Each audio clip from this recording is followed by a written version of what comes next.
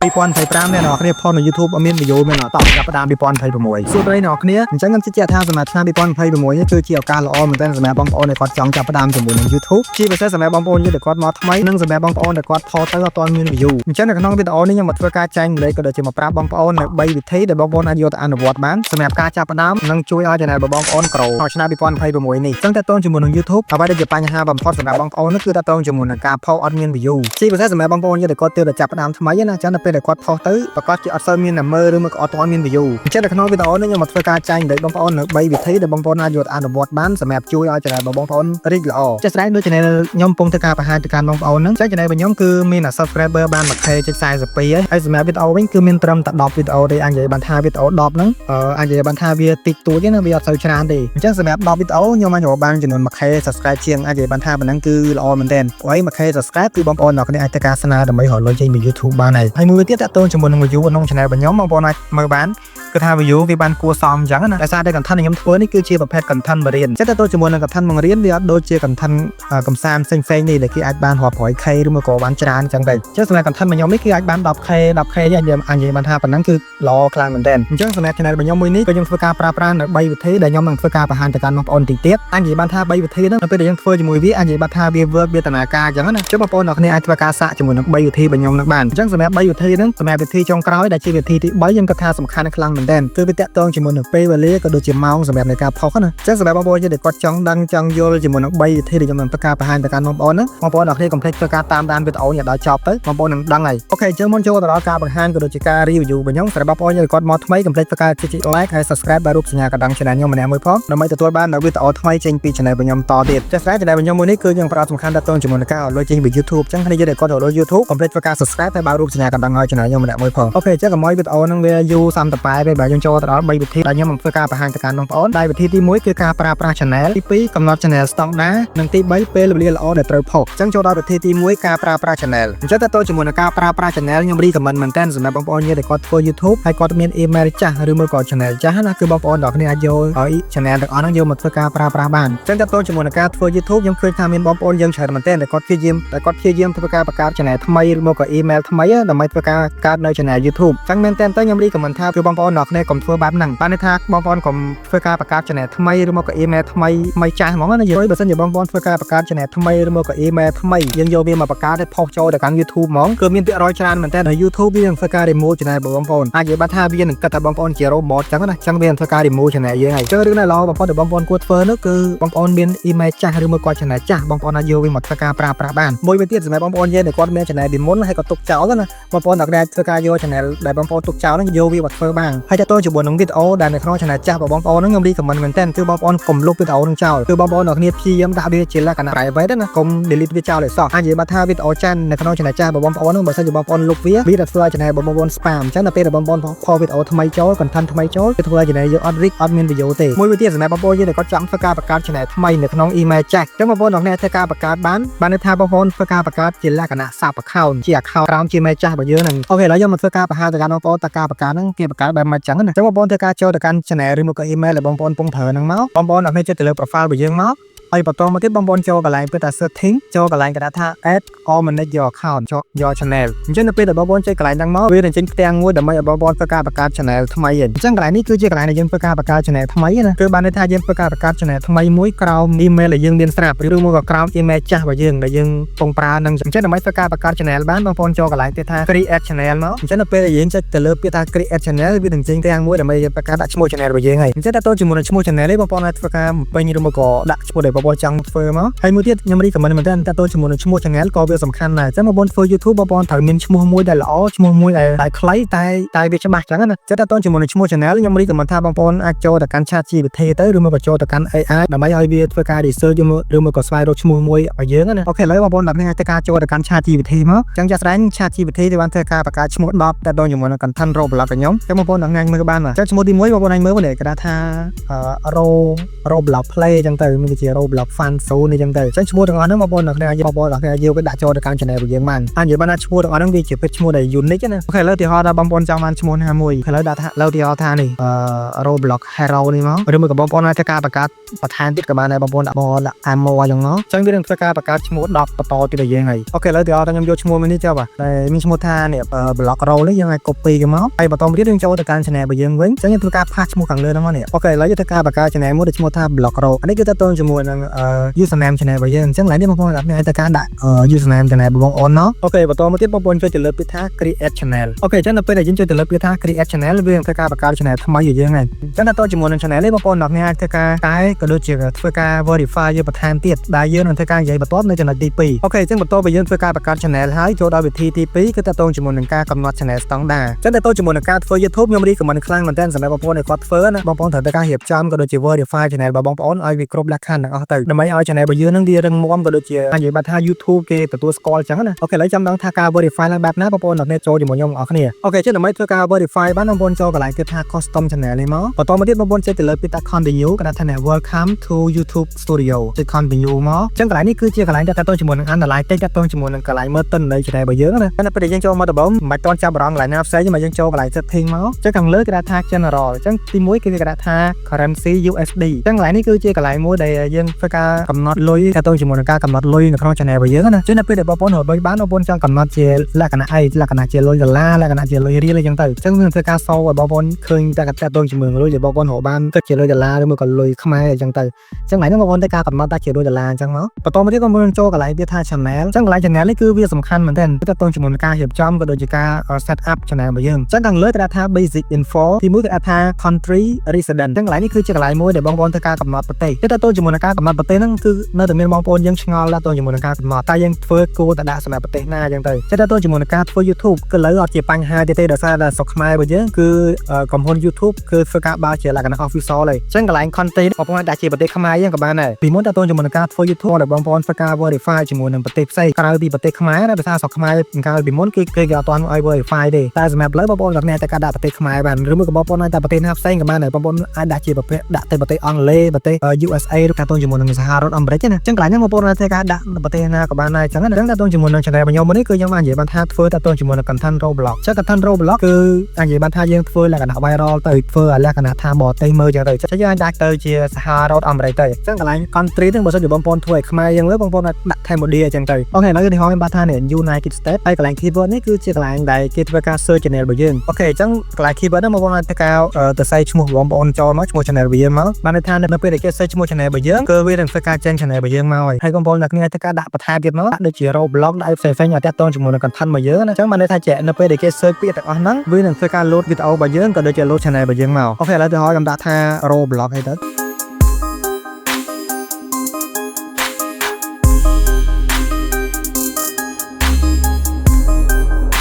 โอเคบางคนในการด่าประธานตามนั่งจังเตยไอ้มือเตะกระไรจะต้นจมูก advanced setting จังกระไร advanced setting นี่คือจีกระไรโมได้สำคัญได้ตัวในตัวเม็ดบอลปนยังชงอยชาวมันจะต้นจมูกการกำหนดแต่ต้นจมูกการทัวร์ YouTube ยังทัวร์ทำไมเมื่อหรือเมื่อก่อนทัวร์แล้วกันนะเอามนุษย์ทอมเมอร์จังเตยจังกระไรนั่งนับเป็นแต่บอลนับปนกำหนดนับเป็นแต่บอลปนเพาะเวียนซวยตากันทันแบบบอลนั่นทัวร์สมัยเอาไปตายทำไมเมื่อแมนจังมาบอลแต่การกำหนดมีอะไรมาจังต้นจมูกการกำหนดบางคนบัตรจะคล้อเลยแบบบอลโยตีปีเนี่ยกระดาษทำน็อตฟอร์คิดเนี่ยคือบรรทัดยังทัวร์วิดีโอแมนไอ้ทำไมเมื่อตีไอ้สมัยไอ้มนุษย์ทอมเมอร์จังเตยถ้าบัตรวิดีโอนี่ยังเฟิร์สำหรับไอ้ขมายเมื่อเบนก็มันตายสำหรับการกำหนดยังดัดทันน็อตฟอร์คิดบอลปนเฟิร์กันทันได้กันได้คือบอลปนถ่ายแต่การดัดน็อตฟอร์คิดโอเคจังหลายเนี่ยยังไงแต่การเซเวียยังไงแต่การเซมวยซันเนาะพอตัวมาดิยังแต่การโจกับหลายเป็นท่าฟีเจอร์eligibilityจังกับหลายฟีเจอร์ eligibilityนี่คือเชื่อกับหลายโมเดลสำคัญเราจำใจท่ายังแต่ verify นะจังที่ปีกับท่า intermediate feature จังกับหลายนี่คือเชื่อกับหลายโมเดลยังแต่ verify จมูกอะไรตัวซับไปยังให้ที่ใบกับท่า advanced feature จังหลายที่ใบคือกับหลายโมเดลยังแต่ verify จมูกต่างอย่างมันโอเคแล้วยังแต่การโจเราจะได้ที่ปีสัน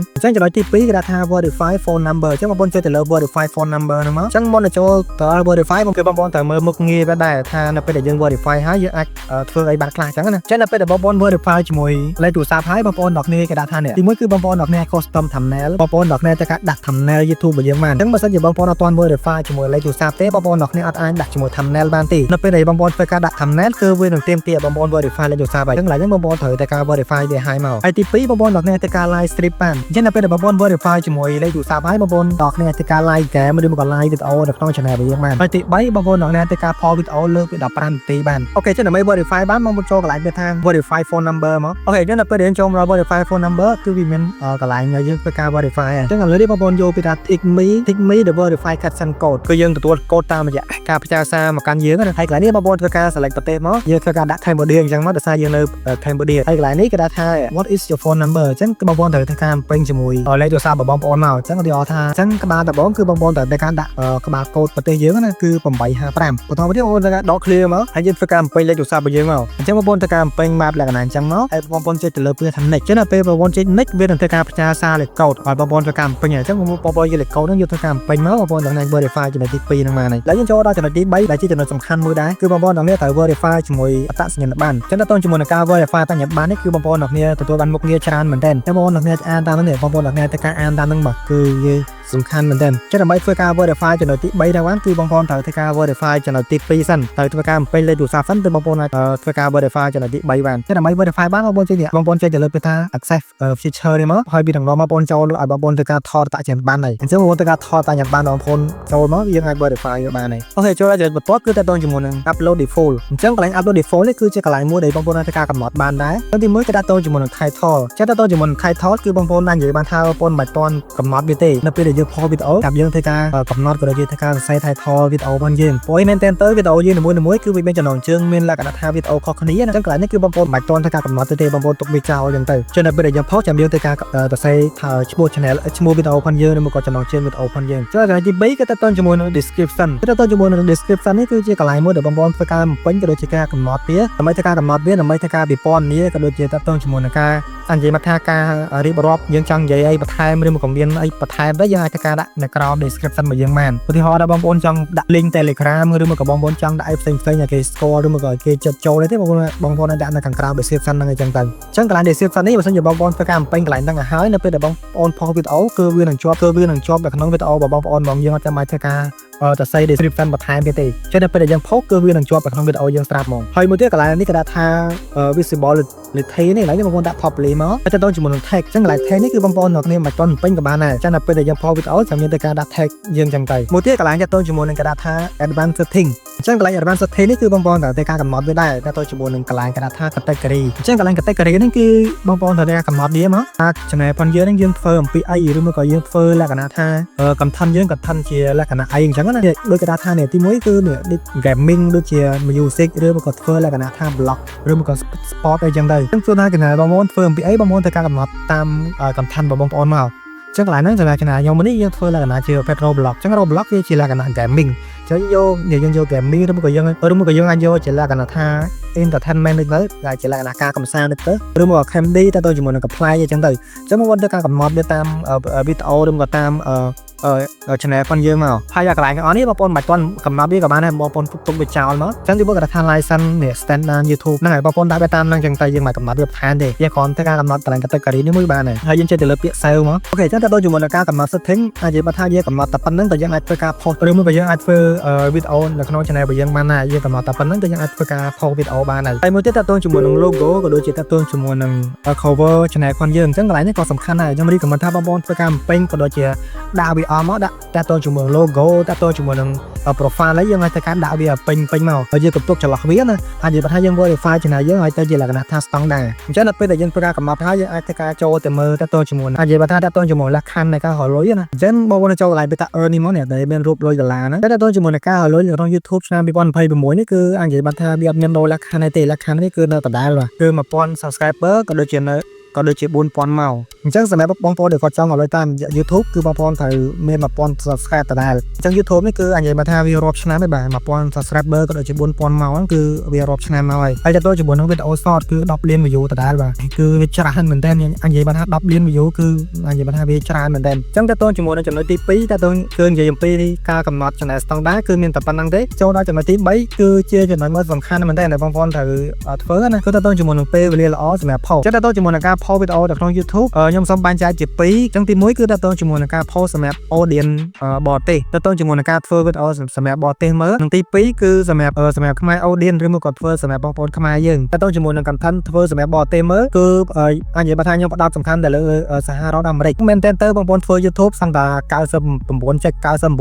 បាទគឺគាត់ផ្ដោតសំខាន់មែនតើគឺឲ្យ audience សហរដ្ឋអាមេរិកមើលគឺខ្ញុំសូមបែងចែកម៉ោងជា3ដែលបងប្អូនអាចធ្វើការ post បានមកថា video ហ្នឹងបងប្អូនធ្វើជាលក្ខណៈ long ឬក៏ short ទេបងប្អូនទាំងនេះឲ្យយកម៉ោងដែលខ្ញុំបានធ្វើការកំណត់ឲ្យបងប្អូននឹងយកទៅ post បានអញ្ចឹងម៉ោងទី1គឺម៉ោង 4 AM ទៅដល់ម៉ោង 9 AM អញ្ចឹង 4 AM ហ្នឹងគឺជាម៉ោងមួយដែលនៅសហរដ្ឋអាមេរិកទេណាមិន 4 AM ខ្មែរយើងទេអញ្ចឹងបងប្អូន post ហ្នឹងគឺបងប្អូន post នៅម៉ោងសហរដ្ឋអាមេរិកទី2គឺ5 PM និង9 PM គឺ post ពេលល្ងាចគឺពេលល្ងាចនៅសហរដ្ឋអាមេរិកនិងទី3គឺតែ1ម៉ោងនេះគឺម៉ោង 7 AM គឺ 7 ព្រឹកនៅសហរដ្ឋអាមេរិកអញ្ចឹងម៉ោង 7 ព្រឹកបងប្អូនទាំងនេះទៅការ post បានបងប្អូនចូលដូចខ្ញុំបញ្ជាក់អញ្ចឹងដូចខ្ញុំប្រាប់មកអញ្ចឹងបាទបងប្អូនចូលទៅកាន់ Google ហើយបងប្អូន search ម៉ោង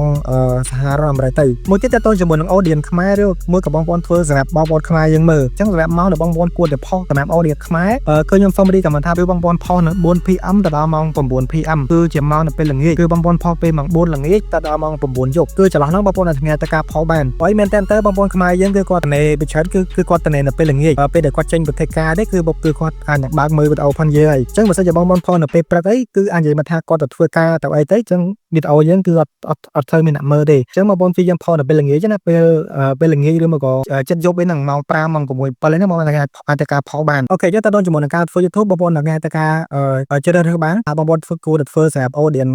ខ្មែរមើលឬមកក៏ audience សម្រាប់បរទេសមើលអញ្ចឹងបងប្អូនត្រូវដឹងថាការដែលបងប្អូនធ្វើសម្រាប់ audience ខ្មែរគឺអាចនិយាយថាបងប្អូនឆាប់ទទួលបាន view ច្រើនប៉ុន្តែសម្រាប់លុយឬមកក៏ទៅជាមួយនឹង revenue ដែលបងប្អូនទទួលបានគឺតិចតួចអាចនិយាយថាគឺវាអត់សូវច្រើនទេលុយច្រើនតែបងប្អូននឹងមានតែមើលច្រើនខ្លាំងទៅបងប្អូនអាចទទួលបានលុយច្រើនព្រោះអីទៅជាមួយនឹងវីដេអូខ្មែរយើងគឺអាចនិយាយថា OPM គឺទាបហើយបន្តិចមែនតើប៉ុន្តែនិយាយថាវាតាម content ដែរបើសិនជាបងប្អូនធ្វើលក្ខណៈថា content បរិញ្ញាឬមក content បែបលក្ខណៈថា content ដែលមាន OPM ខ្ពស់ណាក៏បងប្អូនអាចទទួលបានលុយច្រើនដែរក៏ប៉ុន្តែសម្រាប់ដូចជា content អាចនិយាយថា content game អីក៏អាចនិយាយថា content វា OPM វាទាបចឹងបងប្អូនអាចជ្រើសរើសបានហើយទៅជាមួយនឹង content សម្រាប់ audience បរទេសដូចជាទៅជាមួយនឹង US មើលទៅជាមួយនឹង content បើធ្វើឲ្យបរទេសមើលគឺបានលុយច្រើនមែនតើជាពិសេសនៅសហរដ្ឋអាមេរិកខ្ញុំឃើញ channel មួយបាទ channel ទៅជាមួយនឹង content បរិញ្ញាណាគឺ channel របស់គាត់គឺមាន view សរុបតែ 200k ទេគឺគាត់រកលុយបានចំនួន $800 បាទគឺបានច្រើនខ្លាំងមែនតើអ្នកគ្នាគឺត្រឹមតែ 200k ទេបាទគឺបានឡើងចិត្ត 1000 អញ្ចឹងបើសិនជា audience ខ្មែរយើងមើលអាចនិយាយថា 200k បានច្រើនណាស់គឺត្រឹមតែអាចនិយាយថា 20 រៀលតែស្រួ